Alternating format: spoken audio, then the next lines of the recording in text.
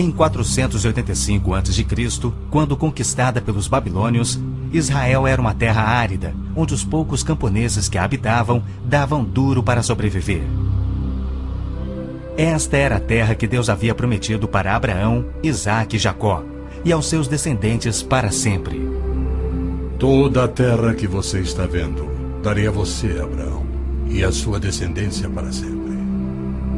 A terra não poderá ser vendida definitivamente, porque ela é minha.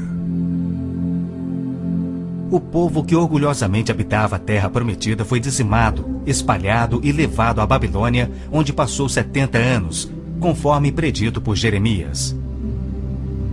Toda esta terra se tornará uma ruína desolada, e vocês estarão sujeitos ao rei da Babilônia durante 70 anos.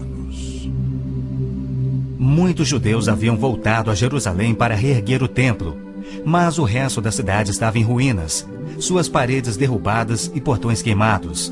Em meio à desolação, Deus inspirou o profeta Zacarias a proferir uma das profecias mais notáveis já registradas. Ela predizia o período bíblico conhecido como os últimos dias.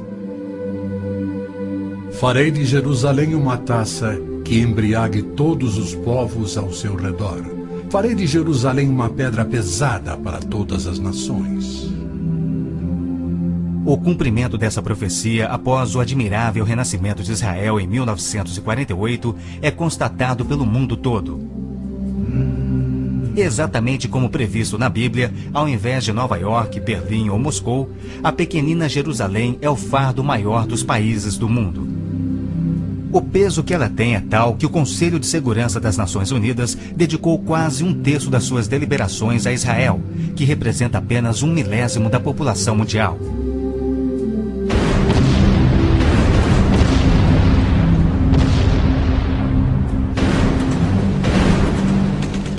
Jerusalém não seria o problema número 1 das Nações Unidas se a nação de Israel fosse facilmente intimidada, mas os seus militares são os melhores do mundo. Naquele dia farei que os líderes de Judá sejam semelhantes a um braseiro. Eles consumirão todos os povos ao redor. O Senhor protegerá os que vivem em Jerusalém.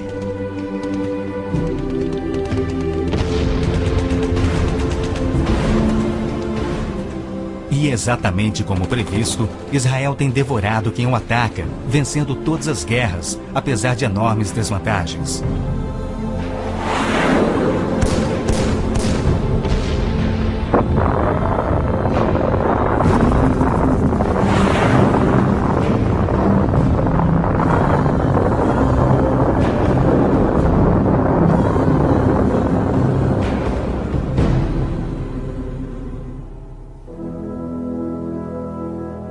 O anjo Gabriel revelou a Daniel que Jerusalém seria reconstruída e que após 483 anos viria o Messias. E que seu próprio povo, o povo de Israel, o rejeitaria e o crucificaria. Que a cidade e o templo ficariam outra vez em ruínas. E foi assim que aconteceu. Depois o ungido será morto e já não haverá lugar para ele. A cidade e o lugar santo, o templo, serão destruídos pelo povo do governante que virá. Jesus entrou em Jerusalém no dia exato da profecia, foi aclamado como Messias e depois rejeitado. Jesus mesmo profetizou: Eu lhes garanto que não ficará aqui pedra sobre pedra, serão todas derrubadas. E serão levados como prisioneiros para todas as nações.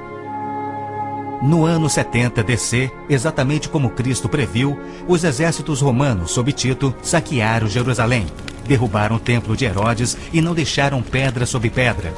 Mais de 1 milhão de judeus foram mortos e o remanescente espalhado pelas nações. Vocês serão desarraigados da terra em que estão entrando para dela tomar posse. Então o Senhor os espalhará pelas nações, de um lado ao outro da terra. Os profetas de Israel também previram o antissemitismo, que perseguiria os judeus por toda parte. Vocês serão motivo de horror e objeto de zombaria e de riso para todas as nações. Espalhados entre as nações, os judeus têm sido odiados, perseguidos e mortos como nenhum outro povo, enquanto a estéril terra de Israel permaneceu de luto. Após sua visita em 1867, o escritor Mark Twain escreveu: Belém, a terra em que os anjos cantaram não é habitada por criatura alguma. A Palestina se recobre de pano de saco e cinzas, desolada e sem beleza. Em outra de suas profecias admiráveis, Jesus declarou: Jerusalém será pisada pelos gentios, até que os tempos deles se cumpram. Jerusalém foi disputada por todos os grandes povos da história. Babilônios a dominaram, depois os medo-persas. Alexandre o Grande tomou a Palestina para os gregos em cerca de 300 a.C. Depois foram os egípcios, seguidos pelos assírios e então os romanos. Invasores islâmicos se apoderaram dela, mas foram depostos nas cruzadas. Mais tarde, os mamelucos islâmicos do Egito a tomaram. Depois, os turcos otomanos reinaram por 4 séculos. E ao longo destes séculos, os judeus ali viveram e sofreram. O pleno cumprimento das profecias bíblicas sobre Israel, Jerusalém e os judeus é a prova incontestável da existência de Deus e da veracidade bíblica. Muitos pensam que as cruzadas católicas libertaram a Terra Santa para os judeus, quando, na verdade, massacraram os judeus e tomaram a terra para a Igreja Católica. O Papa Urbano II, que organizou a primeira cruzada, desafiou seus seguidores a seguirem a estrada para o Santo Sepulcro, tomando a terra daquela raça malvada e sujeitando-a ao seu domínio. Hordas de voluntários, ostentando a bandeira da cruz, massacraram os judeus, a linhagem terrena de Cristo. Isso por todo o trajeto a Jerusalém. O líder da cruzada, Godofredo de Bouillon, jurou que se vingaria pelo sangue de Cristo, matando até o último dos judeus. Ao tomarem a cidade de Davi, seus homens perseguiram os judeus até a sinagoga e atearam fogo nela. Os papas subsequentes trataram os judeus como leprosos sem qualquer direito. Entre estes, Pio VII, Leão XII, Pio VIII e Gregório XVI. O abuso de Hitler contra os judeus alemães antes da Segunda Guerra descortinou um antissemitismo fervilhante que se estendeu por todo o mundo. Ao navio transatlântico St. Louis, abarrotado com 1.100 refugiados judeus, foi negado acesso a todos os portos nas Américas do Sul, Central e do Norte. 700 destes tinham vistos de imigração para os Estados Unidos, porém o presidente Roosevelt os enviou de volta para morrerem nos fornos de Hitler. Até mesmo a Suíça rejeitou os judeus, devolvendo-os aos seus assassinos, e serviu como banqueira de Hitler, guardando para os nazistas bilhões de dólares em ouro e dinheiro roubado das vítimas judias. No final da Segunda Guerra, a promessa de Deus de retornar o seu povo à Terra Prometida parecia mais absurdamente ilógica do que nunca. 6 milhões de judeus perderam a vida no Holocausto de Hitler, um fato que muitos continuam a negar. Embora Adolf Eichmann relatou, enquanto prisioneiro, que o massacre dos judeus foi o maior de todos os crimes, a maior dança funesta da história da humanidade.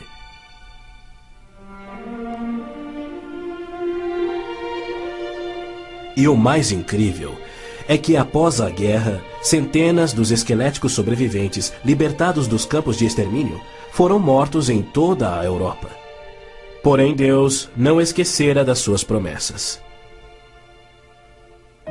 De 1945 a 1948, apesar de um cruel bloqueio naval inglês, 10 navios antigos contrabandearam 70 mil sobreviventes do Holocausto para dentro da Terra Prometida. Nas palavras de um dos sobreviventes, os velhos navios e a frota britânica eram ameaças menores que a vida na Europa.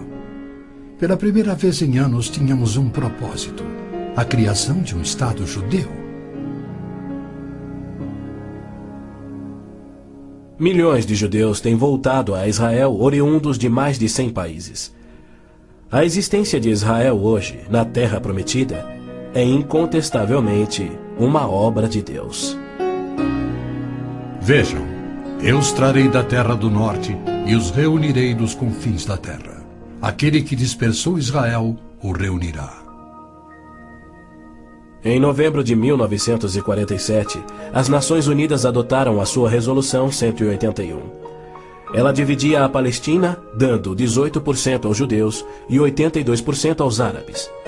E tornou Jerusalém uma cidade internacional que, conforme o Vaticano também insistiu, nunca poderia ter domínio judeu. O mundo árabe rejeitou esta resolução e exigiu toda a Palestina.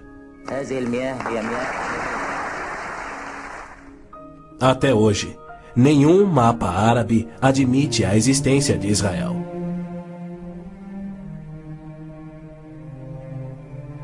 Em 14 de maio de 1948, Israel declarou sua independência. E foi imediatamente invadido por 6 nações árabes. Seus soldados eram várias vezes mais numerosos que os colonos judeus e tinham superioridade indiscutível em armas, tanques e aviões. Tendo recebido da ONU uma faixa estreita e indefensável de terra, rodeada de inimigos dispostos a exterminá-lo, Israel deveria ter sido aniquilado.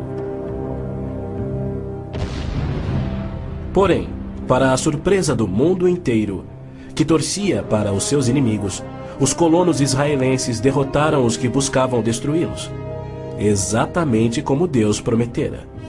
E assim tem acontecido em guerra após guerra, à medida que seus inimigos têm tentado aniquilar Israel. Sim, é isto mesmo. A aniquilação é o seu propósito declarado. Os muçulmanos têm como dever religioso a exterminação dos judeus. Eles sonham com sua destruição e promovem festividades para honrar os assassinos dos inocentes cidadãos de Israel. O fundamentalismo islâmico começa a varrer o nosso mundo. O próprio Maomé declarou: A última hora não virá antes que os muçulmanos lutem contra os judeus e os muçulmanos os matem. Mas por que a imprensa chama os terroristas muçulmanos de radicais e extremistas? Na verdade, eles apenas estão sendo fiéis ao islamismo. O Corão ordena: Não tomeis por confidentes amigos os judeus nem os cristãos. Matai os idólatras, os não muçulmanos, onde quer que os acheis. Capturai-os, acossai-os e espreitai-os. Líderes muçulmanos, religiosos e políticos ameaçam os judeus como fazia Hitler na TV, pelo rádio e alto-falantes nas ruas e nas mesquitas. Quando Gaddafi brada: a batalha de Israel será tal que Israel deixará de existir, ele fala por todos. O extermínio de Israel é transmitido aos muçulmanos desde o aleitamento. Um ministro da educação da Síria escreveu: O ódio com que doutrinamos as mentes dos nossos filhos desde o parto é sagrado. Um livro-texto de adolescentes egípcios declara: Israel não viverá se os árabes forem firmes no seu ódio. E um livro de pré-adolescentes diz: Os árabes não desistem de trabalhar em prol do extermínio de Israel. É uma loucura Israel tentar firmar acordos de paz com inimigos como estes, mas a pressão mundial o obriga a isto. Na Guerra de Yom Kippur de 1973, milhares de tanques atravessaram simultaneamente o Sinai, oriundos do Egito, e descendo o Golã a partir da Síria num ataque surpresa cuidadosamente orquestrado. As forças militares de Israel estavam todas de licença, celebrando a mais sagrada de suas festas religiosas, levando, portanto, 3 dias para que se mobilizassem. 300 mil israelenses enfrentaram 1,2 milhões de árabes. Escapando por um fio da derrota, Israel sofreu pesadas baixas. Mas, em cumprimento incontestável da admirável profecia de Zacarias, de que as tropas judias seriam como fogo que consumiria as nações vizinhas, Israel expulsou os seus inimigos. Em retaliação por ter se defendido, 61 nações romperam relações diplomáticas com Israel, enquanto nenhuma nação repreendeu os árabes por seu ataque surpresa. Este tenso e custoso estado de alerta de Israel tem sido manipulado de modo a acusá-lo de perpetrador de violência infundada contra vizinhos amantes da paz. O antissemitismo é uma força motriz da mídia mundial, que é muito influenciada pelo dinheiro do petróleo. Não se veicula nenhuma crítica aos árabes e suas repetidas ameaças de extinção de Israel. Quando Israel deportou 400 terroristas do Hamas e do Jihad Islâmico por terem matado e mutilado centenas de seus civis, foi criticado pela mídia internacional e censurado pelas Nações Unidas. Mas quando o Kuwait deportou 300 mil palestinos, em sua maioria civis inocentes, a mídia fez pouco caso e as Nações Unidas ignoraram o fato. As Nações Unidas são flagrantemente pró-árabes e contra Israel. As chamadas Forças de Paz das Nações Unidas no Líbano abrigaram terroristas da OLP, ofereceram suas instalações para treinar terroristas, forneceram equipamento militar e auxiliaram as equipes de terroristas a caminho de atacarem Israel. Quando Israel se viu pressionado a ponto de invadir o sul do Líbano para expulsar a OLP, descobriu na área das Nações Unidas estoques suficientes de armamentos para sustentarem uma invasão de 1 milhão de homens. E a maioria, incrivelmente, era avançada demais para ser operada pela OLP e era obviamente destinada a uma invasão soviética. A ONU já condenou Israel mais de 370 vezes por ter se defendido, porém nunca condenou os terroristas ou os seus agressores. 2 anos após a Olimpíada de Munique, em que a OLP assassinou 11 atletas israelenses, Arafat, o seu líder, foi convidado para falar na Assembleia Geral da ONU. E foi recebido como herói, embora clamasse pela extinção de Israel. O então secretário-geral da ONU, Boutros Ghali, declarou: Os judeus devem abrir mão de sua condição de nação e do Estado de Israel para serem assimilados como uma comunidade do mundo árabe.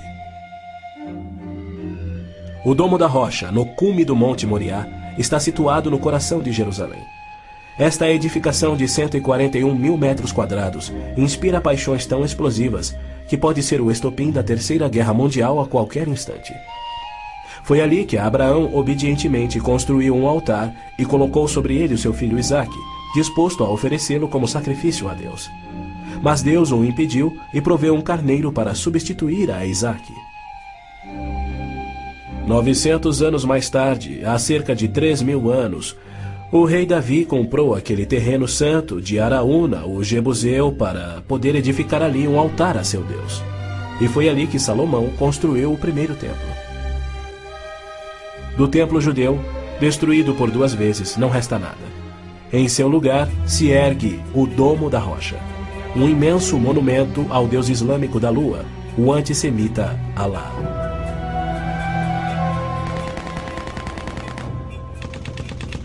Em 1967, quando Israel capturou o leste de Jerusalém e junto com ele o Monte do Templo, isto parecia contradizer a profecia de Cristo de que Jerusalém seria pisoteada pelos gentios até a sua vinda. Mas, incrivelmente, Israel imediatamente devolveu o Monte do Templo aos cuidados do rei Hussein da Jordânia. Este, por sua vez, o confiou a Yasser Arafat e a sua OLP em 1994. Assim, o coração de Jerusalém está nas mãos de gentios e as nações dos gentios de todo o mundo exigem o controle. Uma das principais tensões no Oriente Médio, hoje em dia, é a questão do chamado povo palestino. A Organização de Libertação da Palestina, a OLP, liderada por Yasser Arafat desde 1969, alega representar os palestinos. A OLP declara: Nosso conflito com o inimigo sionista não surge em função da demarcação de suas fronteiras, mas sim da própria existência de Israel. A OLP, como todos devem saber, é uma organização islâmica de terrorismo. Ela treinou as gangues de assassinos de Idi Amin, que mataram 300 mil cristãos negros em Uganda. Na verdade, a maioria das organizações terroristas em todo o mundo foram treinadas pela OLP. Arafat cometeu seu primeiro assassinato aos 20 anos. Sob sua liderança, a OLP se tornou a maior, a mais rica, a mais violenta e a mais sangrenta das organizações terroristas já conhecidas. Em 1970, a OLP tinha 55 bases na Jordânia, e seu terrorismo contínuo contra os civis jordanianos era tão maligno que o rei Hussein a atacou com suas tropas de beduínos, e após semanas de sangrentas batalhas, expulsou a OLP para o Líbano. Ali, a OLP aniquilou as cidades cristãs de Damur, Beit Malá, Tal Abbas e outras. A mídia fez vistas grossas ao seu reinado de terror no Líbano. A imprensa internacional foi ameaçada e se manteve em silêncio. Os que ousaram divulgar a verdade tiveram mortes brutais. Larry Buckman e Sean Turan, da TV ABC, Mark Trion, da rádio belga Livre, Robert Pfeffer, da revista Der Spiegel, e outros. Cerca de 300 mil civis libaneses foram mortos e mais de 100 mil das jovens sobreviventes foram engravidadas por estupros da OLP antes que Israel a expulsasse. Porém, novamente, Israel foi censurado. Ladies and gentlemen, Mr. Arafat, Chairman of the Executive Council of the Palestine Liberation Organization, His Excellency Yitzhak Rabin, Prime Minister of Israel, the President of the United States. Quaisquer tratados de paz com a OLP têm como propósito único enganar Israel. O modelo que os muçulmanos seguem hoje foi dado por Maomé. Em 628, ele firmou um tratado de paz de 10 anos com sua tribo Quraysh, em Meca. 2 anos mais tarde, ele atacou Meca, matando os homens e escravizando as mulheres e crianças. Arafat declarou publicamente: Em nome de Alá, eu não considero o acordo de paz entre a OLP e Israel mais do que o acordo assinado entre nosso profeta Maomé e a tribo Quraysh. A paz para nós implica na destruição de Israel. O primeiro passo é fingir a paz para ganhar territórios dentro de Israel, de onde possa lançar sua destruição final. Por incrível que pareça, Arafat e seus assassinos da OLP têm sido eximidos e celebrizados pela mídia mundial. Este criminoso, impiedoso e sadista recebeu um prêmio Nobel da Paz e é honrado como campeão da justiça em prol do oprimido povo palestino. Palestinos? Nunca houve palestino, seja povo, nação, língua, cultura, religião ou economia.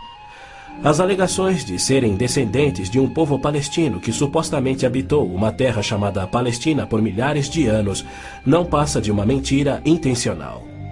A terra era chamada Canaã e era habitada por cananeus. E o que fora Canaã tornou-se a terra de Israel quando Deus a entregou ao seu povo. Porém, uma história revisada que oculta a verdade é promovida nas melhores enciclopédias e livros, incluindo publicações cristãs. Aqueles que hoje se denominam palestinos são árabes, por berço, língua, religião islâmica e cultura. A origem do termo Palestina provém dos filisteus, os arqui-inimigos do antigo Israel. Em 130 d.C., os romanos reconstruíram Jerusalém como uma cidade pagã, tendo um templo de Júpiter no lugar do templo judeu. Provocados à rebelião, 500.000 de judeus foram mortos e milhares escravizados. Os romanos, irados, renomearam a terra de Israel, batizando-a de Síria-Palestina. Assim surgiu o termo palestino. Dali em diante, os judeus que ali viviam foram chamados de palestinos. Na Segunda Guerra, o exército britânico tinha uma brigada palestina composta por voluntários judeus. A Orquestra Sinfônica da Palestina era de judeus, assim como o Palestine Post era um jornal de judeus. Em 1948, árabes fugidos de Israel começaram a alegar que eles eram os verdadeiros palestinos e que a terra de Israel sempre lhes pertencera. E a mídia mundial promove essa mentira. Mas a verdade é que em 1948 os árabes ocupavam meros 3% da Palestina. Enquanto que a posse de Israel data de 4.000 anos de quando Abraão adquiriu a caverna Macpela em Hebrom. Ali Abraão sepultou sua esposa Sara, e ali estão enterrados Abraão, Isaque, Rebeca, Jacó e Lia. Em Hebrom, Davi foi coroado rei. É um lugar sagrado para os judeus e não tem nada a ver com os árabes ou com o Islã. E ainda assim, os muçulmanos ignoram a presença contínua dos judeus por 3.000 anos e dizem que Hebrom é sua. Construíram uma mesquita e estão determinados a expulsar todos os residentes judeus. Há meio século, o mundo convive com o problema de centenas de milhares dos autodenominados refugiados palestinos da guerra pela independência em 1948. Em mais uma mentira típica, a mídia internacional acusa os judeus de impiedosamente desalojarem a população nativa. Mas, na verdade, foi o alto comando árabe que os instruiu por rádio a deixar rapidamente a Palestina enquanto eles massacrariam os judeus. Uns 350.000 fugiram. Muitos ficaram. Os que ficaram hoje são cidadãos israelenses e atualmente compõem uns 16% do eleitorado de Israel. A Jordânia anexou o território palestino designado pela ONU, expeliu todos os judeus, destruiu as sinagogas judaicas e renomeou de margem ocidental as terras conhecidas por Judeia e Samaria desde os tempos bíblicos. Apesar dos milhões de dólares em jazidas de petróleo e uma área terrestre 700 vezes maior do que a de Israel, as nações árabes se recusam a aceitar quaisquer refugiados de 48 e a dar-lhes vida normal. Somando milhões devido à sua alta taxa de natalidade, hoje eles são restritos a vergonhosos acampamentos de refugiados em Gaza, Jordânia, Líbano, Síria e na margem ocidental. Estes infelizes são mantidos assim para que seu infortúnio seja exibido como propaganda. Por outro lado, o recém-formado Estado de Israel, cuja população somava 600.000, absorveu rapidamente 820.000 refugiados judeus que fugiam das terras árabes, onde por 13 séculos, desde o advento do islamismo, eram sujeitados a surras e cusparadas nas ruas e mercados. Centenas foram brutalizados ou mortos pelos muçulmanos em surtos imprevisíveis de violência e tiveram suas posses confiscadas. O renascer de Israel propiciou um refúgio acolhedor para o qual fugiram. Israel já assimilou milhões de imigrantes. Mais de 1 milhão de refugiados ficaram sob o domínio de Israel nos acampamentos em 1967, na Guerra dos 6 Dias.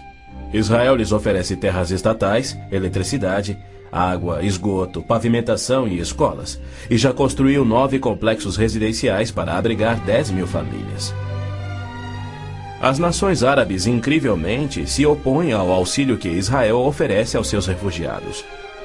Ainda mais incrível é que as Nações Unidas adotam anualmente as seguintes surpreendentes resoluções. A Assembleia Geral exige que Israel desista da reintegração dos palestinos na faixa de Gaza. A Assembleia Geral conclama novamente a Israel para que se retraia de quaisquer ações destinadas à reintegração dos refugiados palestinos. Se formos analisar a história, Jerusalém sempre foi a capital de Israel e seus reis. Hoje em dia, cedia ao seu parlamento. Porém, embaixadas estrangeiras se situam em outros pontos. Segundo o ministro das Relações Exteriores do Vaticano, em visita a Israel em 98, a presença de Israel no lado oriental de Jerusalém constituía uma ocupação ilegal. Em março de 1999, Israel foi advertido que a União Europeia não reconhecia a sua soberania sobre Jerusalém. Numa bula papal do Jubileu de 2000, o Papa João Paulo II rejeitou novamente a soberania israelense sobre Jerusalém. Em fevereiro de 2000, o Vaticano assinou um acordo com a OLP, no qual se pedia garantias internacionais de que Jerusalém fosse mantida sob controle internacional. Os maiores inimigos de Israel são o Islã e o catolicismo romano. João Paulo II tem calorosamente recebido o fascínora Yasser Arafat, diversas vezes, até mesmo quando estava no auge de sua carreira como um dos assassinos e criminosos mais notórios do mundo. É claro que João Paulo II tem piamente condenado o antissemitismo, como lhe cabe fazer. Porém, ele se limita a se desculpar por atos cometidos por filhos e filhas da Igreja. E ele nunca, jamais, admitiu que os judeus e evangélicos martirizados na Inquisição o foram por política oficial da Igreja e seus papas. Roma insiste até em nossos dias que os católicos e não os judeus são o povo escolhido por Deus. Por exemplo, em 1928, um decreto do Vaticano se referia aos judeus como povo anteriormente escolhido por Deus. Em 1965, o Segundo Concílio do Vaticano declarou: a Igreja constitui o novo povo de Deus. A Roma Católica se denomina a Cidade Santa, a Cidade de Deus, a Cidade Eterna, títulos que Deus deu a Jerusalém.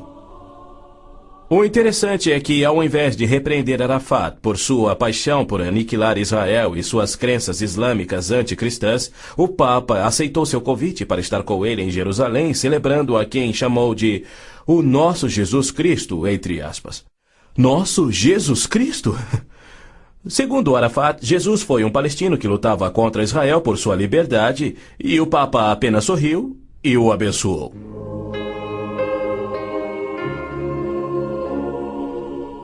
Os judeus culpam a Cristo e aos cristãos pelo antissemitismo do catolicismo romano. Mas o catolicismo, com seu falso evangelho de obras, sacramentos, purgatório e indulgências, não representa o cristianismo bíblico. Nenhum cristão verdadeiro poderia ser antissemita. Jesus foi um judeu. Inclusive, a Igreja Católica matou muito mais evangélicos do que judeus. O Papa Inocêncio III massacrou por completo a cidade de Béziers, na França. Morreram cerca de 60 mil cristãos albigenses. E segundo o Papa, foi o auge do seu papado. Os exércitos dos papas levaram um século para exterminar os albigenses e o mesmo destino foi imposto aos valdenses, huguenotes, husitas e outros. No massacre de São Bartolomeu foram chacinados 70 mil huguenotes, mais 200 mil foram mortos depois e 500 mil fugiram da França para salvar a vida. E como estes, há muitos outros exemplos. Hitler não assassinaria os 6 milhões de judeus se os séculos do antissemitismo romano não tivessem preparado o caminho. Em 26 de abril de 1933, Hitler relembrou aos representantes do Vaticano, Bispo Börning e Monsenhor Steinmann, que por 15 séculos Roma considerara os judeus parasitas a serem exterminados, e que ele lhes oferecia uma solução final para o problema dos judeus. Antes de se tornar o Papa Pio XII, o cardeal Eugênio Pacelli, núncio papal da Alemanha, entregou dinheiro do Vaticano a Hitler para formar o Partido Nazista. Ao se tornar Papa, Pacelli enviou uma mensagem de apoio ao Führer. Ao ilustre Herr Adolf Hitler, Führer e chanceler do Reich alemão. É com grande prazer que recordamos os muitos anos passados na Alemanha como núncio apostólico, ocasião em que fizemos de tudo para estabelecer relações harmoniosas entre a Igreja e o Estado. Agora, suplicamos ainda mais fervorosamente para alcançarmos este alvo. Era 1939 e os abusos de Hitler, bem como suas intenções para os judeus, já eram conhecidos em todo o mundo.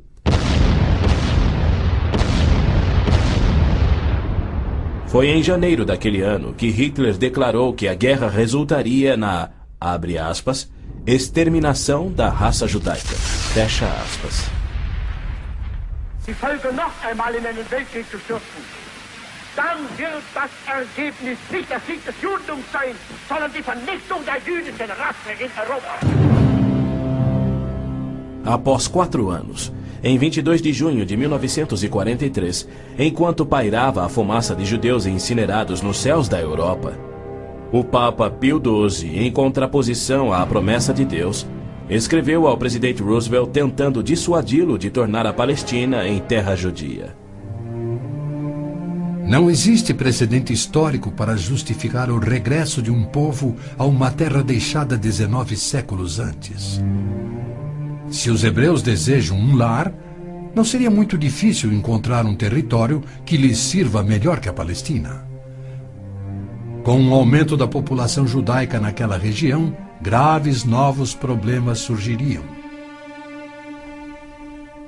Sem precedente histórico, Deus o havia prometido. Pio XII nunca condenou o Holocausto em público. Tampouco buscou dissuadir Hitler do seu intento de aniquilar os judeus. Porém, ele se manifestou, de forma bem enfática, contra o regresso dos judeus à terra de Israel, que Deus lhes dera como herança eterna. Do mesmo modo, Pio X declarou em 1904: Não podemos reconhecer os judeus como povo. Em 1919, o cardeal Pietro Gasparri, secretário de Estado do Vaticano, escreveu: O perigo que mais nos amedronta é o da criação de um Estado judaico na Palestina. E quanto ao Islã, esta religião de violência tem sempre forçado conversões pela espada.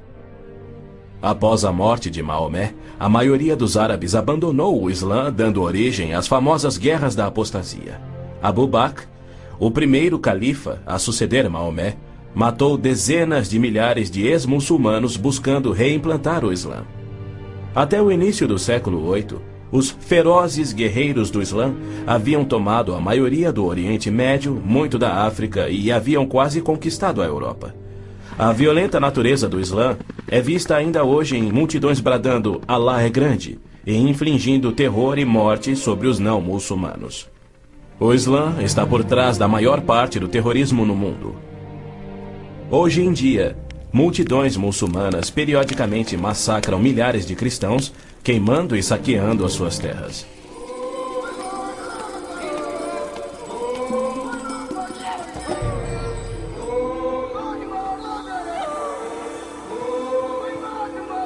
No sul do Sudão, milhões de cristãos negros estão sendo privados de alimento, escravizados e até mortos pelo governo islâmico do norte.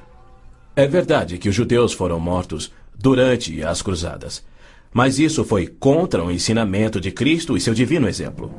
Já os terroristas muçulmanos matam como forma de obediência a Allah, em obediência ao Corão e ao ensino e exemplo de Maomé. Qualquer estudioso muçulmano concordará ser o dever sagrado de todo muçulmano em todas as eras praticar guerra santa o quanto for possível para forçar o mundo inteiro à submissão ao Islã. O Corão mantém mais de 100 versículos sobre lutar e matar neste propósito. Porém, a mídia internacional insiste em descrever o Islã como religião pacífica. Tony Blair, o premier britânico, classificou o Islã dizendo ser sinônimo da paz, tolerância, além de uma força para o bem. Muitos políticos de destaque no Ocidente têm elogiado o Islã e seus caminhos pacíficos, e líderes religiosos também.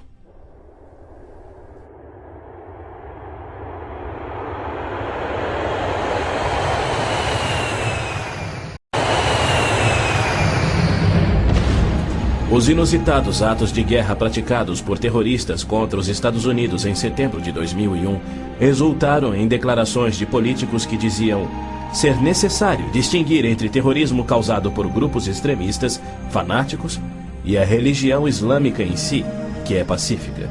O escritor Tom Clancy disse que o Islã, como religião, não promove a violência. Uma declaração incrível frente aos ensinos contidos no Corão, os de Maomé, e a violência contínua que historicamente caracteriza o avanço do Islã. Esta é a visão romântica do Islã que encoraja o terrorismo. Para esses criminosos, Arafat é a prova viva das recompensas conferidas aos que aspiram ao terrorismo. Ele é o mais vil e bem-sucedido terrorista da história. A OLP detinha o recorde do maior sequestro aéreo, 4 aeronaves numa única operação, apenas igualado em 2001. o maior número de reféns, 300 pessoas na mesma operação e outros recordes que se mantêm até hoje. O número de pessoas baleadas num aeroporto, o maior resgate pago, $5 milhões pagos pela Lufthansa. A maior diversidade de alvos, 40 aeronaves de passageiros civis, 5 navios de passageiros, 30 embaixadas ou missões diplomáticas, além de incontáveis fábricas, depósitos de combustível, etc, etc, etc. Ao invés de ser julgado como réu em corte internacional, assim como os nazistas e líderes sérvios, os sangrentos atos de Arafat atraíram a ONU, a União Europeia e incontáveis líderes políticos e religiosos para o seu lado contra Israel e lhe outorgaram o Prêmio Nobel da Paz. O que confere a pilotos habilidosos a coragem e o ímpeto de se apoderarem de jatos comerciais e arremetê-los contra edifícios civis ou militares. Ou outros que se suicidam explodindo ônibus em Tel Aviv. Somente uma coisa: a garantia islâmica do paraíso para os que morrem na jihad. Aos mártires, o Islã promete um palácio de marfim contendo 70 mansões, cada mansão contendo 70 casas e em cada casa uma cama com 70 lençóis. E em cada lençol uma linda virgem que recupera sua virgindade a cada vez que o mártir a possui. Lhe é prometido que o seu apetite para o sexo e alimento será igual ao de 100 homens. Os meninos muçulmanos ouvem essa promessa desde a infância. Ela lhes confere a coragem inconsequente que os faz treinar e executar ações terroristas suicidas para infligir morte e destruição sobre os chamados inimigos de Alá. Quando este mundo reconhecerá que o Islã é que é o culpado? E quando os muçulmanos que desprezam o terrorismo perceberão estarem seguindo uma religião terrorista, conforme a história comprova? Os muçulmanos têm continuamente se torturado, se combatido e se matado. Nos 8 anos de guerra entre o Irã e o Iraque, foram usados milhares de toneladas de gás venenoso e as mortes somaram mais do que as da Primeira Guerra Mundial. Nos territórios da OLP tomados de Israel, não há liberdade de consciência, de expressão, de religião ou de imprensa e nem voto democrático. E isto caracteriza todos os países islâmicos. Na Arábia Saudita, no berço do islamismo, não se admitem judeus. Cidadania é privilégio muçulmano. É vedada a construção de templos que não sejam islâmicos e, segundo a lei universal do islamismo, a pena de morte é oficial e é destinada ao muçulmano que se converte a qualquer outra religião. Não se pode carregar uma Bíblia nas ruas da Arábia Saudita ou realizar estudo bíblico em seu próprio lar. Mas o Islã é a religião que mais cresce no Ocidente. Na Inglaterra, congrega-se mais em mesquitas do que em templos cristãos. Da mesma forma, muitas mesquitas nos Estados Unidos têm contato com bases secretas de treinamento terrorista para que a Jihad faça da América um país islâmico. O Islã rejeita o Deus da Bíblia e nega a divindade de Cristo ou que ele morreu por nossos pecados, alegando que um discípulo sósia tomou o lugar de Cristo na cruz e que Cristo foi levado vivo ao céu e que deverá voltar a esta terra para morrer um dia. O cristianismo deve ser subjugado pela força. O Corão diz: matai os idólatras, os não muçulmanos. Onde quer que os acheis, espreitai-os. Combatei aqueles que não creem em Alá. Observem bem, assim é o Islã. Porém, segundo Robert Schuller, se ele voltasse daqui a 100 anos e descobrisse que seus descendentes eram muçulmanos, ele não se importaria. Ele pregou sua mensagem de Natal em 99 na grande mesquita de Damasco, segurando a mão do grão mufti islâmico. Mais tarde, quando entrevistado por Larry King, Schuller disse animadamente ter sentido a afinidade espiritual além de uma concordância de fé e filosofia, e se referia a esse líder muçulmano anticristão. A Bíblia diz que Deus deu a terra prometida ao seu povo escolhido, os judeus. Já o Islã diz que Alá deu estas terras aos árabes. Assim se desdobra um tremendo conflito entre o Deus de Abraão, Isaque e Jacó, que ama os judeus, e o Deus de Maomé, que odeia os judeus e pede a sua destruição. O conflito real não é entre judeus e árabes. mas entre o Deus da Bíblia, cujo nome é Javé, e o Deus do Corão, chamado Alá. 12 vezes no texto bíblico Deus refere-se a si mesmo como o Deus de Abraão, o Deus de Isaque e o Deus de Jacó.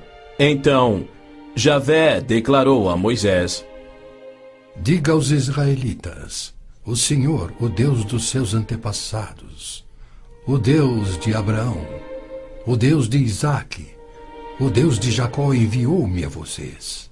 Esse é o meu nome para sempre, nome pelo qual serei lembrado de geração em geração. É Satanás que tem inspirado 3.000 anos de antissemitismo. Se os judeus fossem destruídos, o Messias não poderia nascer.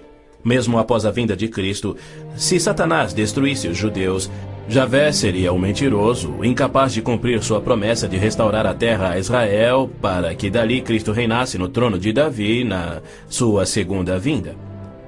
A integridade de Deus tem a ver com a sobrevivência de Israel.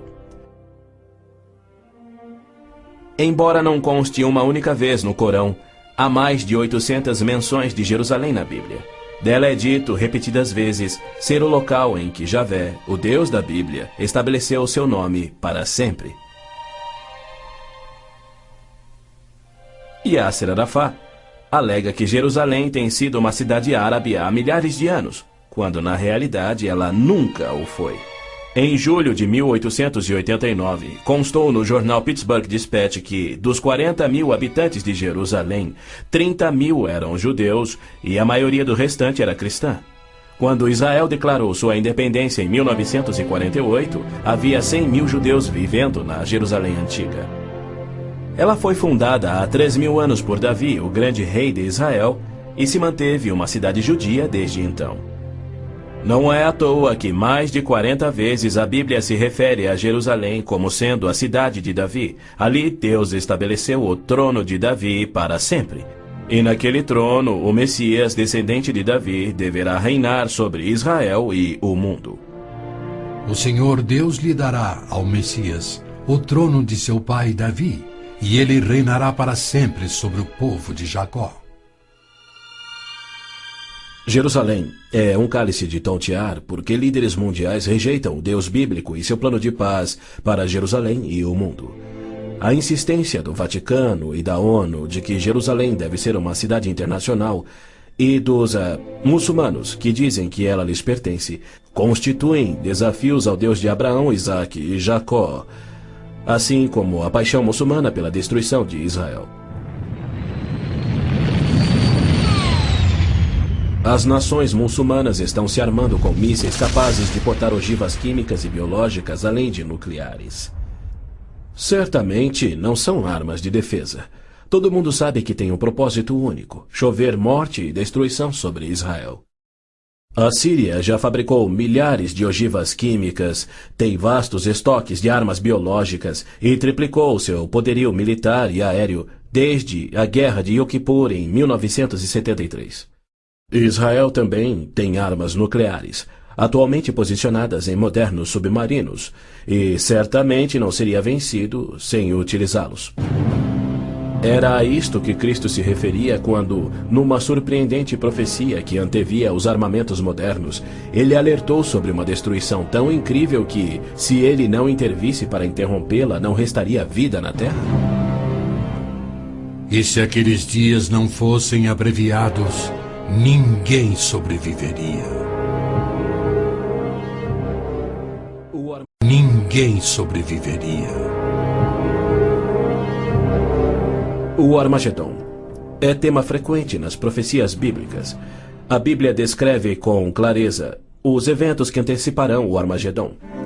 Milhões de judeus já voltaram a Israel depois de serem espalhados entre as nações. Eles reconstruíram Israel a partir do nada e sentem-se seguros com uma falsa paz. Com a progressão do processo dessa falsa paz, os árabes matam e queimam as casas dos árabes que suspeitam estar cooperando com Israel. Terroristas muçulmanos que matam judeus são honrados nos países árabes. Ruas e feriados recebem os seus nomes. Na virada do milênio, o Prêmio Palestino de Cultura foi outorgado a Abu Daud por seu livro no qual descreveu como planejou e executou o assassinato de 11 atletas israelenses nas Olimpíadas de Munique em 72. Ainda assim, os israelenses seguem sonhando em alcançar a paz com aqueles que juraram exterminá-los. Logo a seguir virá aquilo que Jeremias chamou de o tempo da angústia de Jacó. Exércitos do mundo, sob o anticristo, serão trazidos ao Armagedon por Javé, no intento de puni-los por terem odiado, perseguido e matado o seu povo Israel, e para disciplinar Israel por sua descrença. Você, anticristo, avançará contra Israel, o meu povo, nos dias vindouros. Trarei você contra a minha terra para que as nações me conheçam, e todas as pessoas da face da terra tremerão diante da minha presença. Reunirei todos os povos para lutarem contra Jerusalém. Depois, o Senhor sairá para a guerra contra aquelas nações. As frases "a minha presença" e "o Senhor sairá para a guerra" indicam que Deus mesmo virá salvar Israel no Armagedon. Zacarias diz: Deus virá como um homem ressurreto que foi traspassado. Este só pode ser o Messias, a quem Isaías chamou Deus poderoso, o Pai eterno. Ouça novamente as previsões dos profetas judeus sobre a rejeição do Messias, sua crucificação pelo seu povo e sua morte pelos pecados do mundo. Perfuraram minhas mãos e meus pés na crucificação. Foi desprezado e rejeitado, eliminado da terra dos viventes. Por causa da transgressão do meu povo, ele foi golpeado. Então o ungido será morto e já não haverá lugar para ele, apenas para os pecados do mundo. Em consonância com os profetas de Israel, João nos revela o Armagedon no último livro da Bíblia e nos mostra Cristo voltando do céu para destruir o anticristo, exatamente como Paulo também profetizou. Vi os céus abertos e diante de mim um cavalo branco, cujo cavaleiro se chama Fiel e Verdadeiro. Seus olhos são como chamas de fogo, e seu nome é Palavra de Deus. Então vi a besta, o anticristo, os reis da terra e os seus exércitos, reunidos para guerrearem contra aquele que está montado no cavalo e contra o seu exército. Mas a besta foi presa, e com ela o falso profeta. Os dois foram lançados vivos no lago de fogo.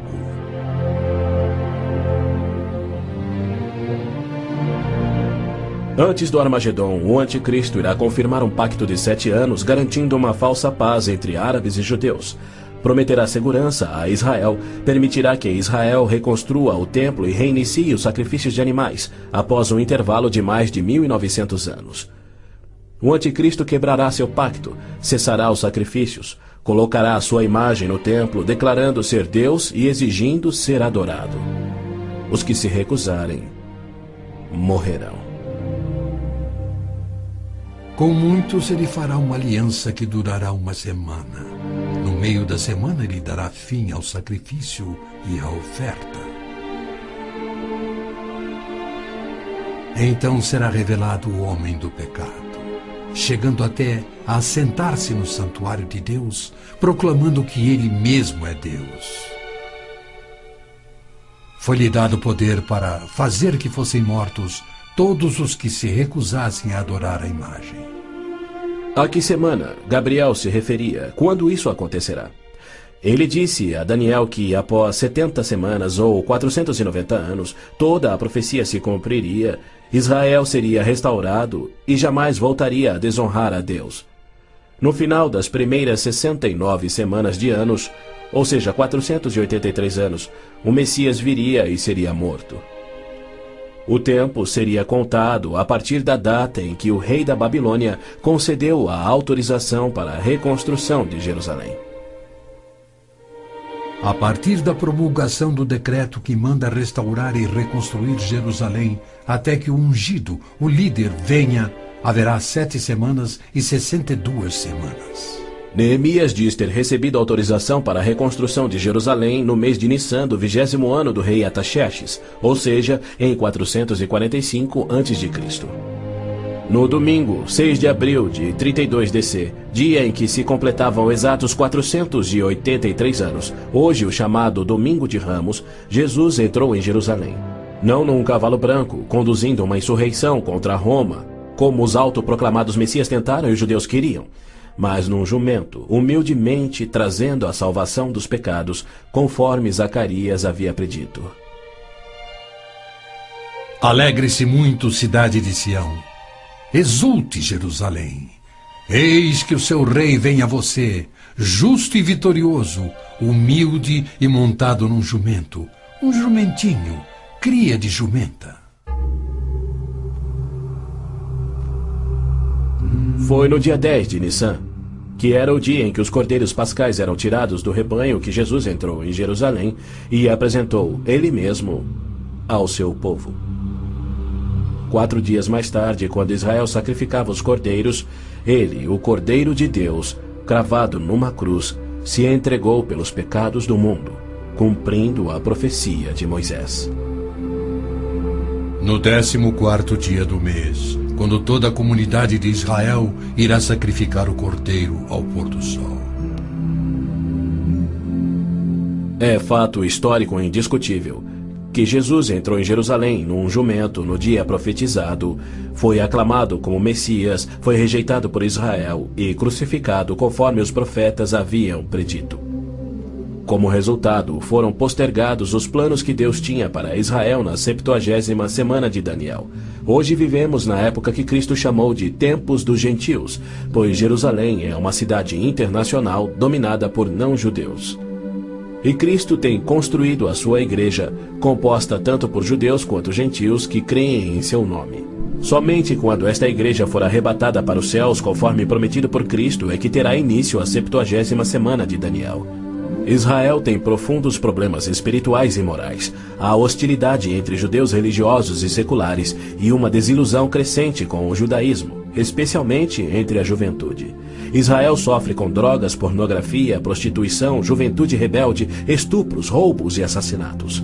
Israel precisa se voltar em arrependimento para o Deus de Abraão, Isaque e Jacó. Mas os rabinos nada têm para oferecer aos pecadores arrependidos. Exatamente como Oséias profetizou, eles não fazem sacrifícios pelo pecado há 1900 anos, pois não têm um templo. Pois os israelitas viverão muitos dias sem rei e sem líder, sem sacrifício. Foi Deus quem profetizou essa condição. Por que ele permitiria que seu povo escolhido ficasse sem sacerdócio e sem templo no qual oferecer os sacrifícios pelos pecados que ele havia ordenado? Isso só faz sentido se o sacrifício de Cristo na cruz cumpriu todos os sacrifícios do Velho Testamento que já não são mais necessários. Caso contrário, Deus abandonou o seu próprio povo e todo o mundo sem recurso para o pecado. E isso ele nunca faria. As escrituras hebraicas contêm mais de 300 profecias, indicando quando e onde o Messias nasceria e como reconhecê-lo quando ele viesse. Cada uma destas foi especificamente cumprida ao pé da letra na vida, morte e ressurreição de Jesus de Nazaré. Se ele não for o Messias, então não existe um Messias. Pois foi Cristo que no dia exato, revelado pelo anjo Gabriel a Daniel, entrou em Jerusalém num jumento, foi aclamado Messias, depois rejeitado e crucificado conforme profetizado. Segundo as escrituras do próprio povo de Israel, aqueles que esperam a primeira vinda do Messias já estão atrasados em 1900 anos. A única esperança de Israel está na sua segunda vinda, e podemos ter certeza de que, havendo gerado a nação de Israel, Deus irá cumprir o seu propósito. Havendo gerado a nação de Israel, Deus irá cumprir o seu propósito. Pois ele declara: Pode uma nação nascer? Acaso faço chegar a hora do parto e não faço nascer, diz o Senhor? Acaso fecho o ventre? Tragicamente, muitos judeus só crerão no seu Messias no Armagedon. Quando Javé aparecer em pessoa para salvar Israel da destruição pelos exércitos, eles reconhecerão finalmente ser o Messias, aquele que foi traspassado e morto pelos seus pecados e que ressuscitou como o próprio Messias predito pelos seus profetas, a quem rejeitaram. Então todos os judeus ainda vivos irão crer. Mas para todos aqueles, judeus e gentios, que morrerem sem crer nele, tragicamente não restará esperança.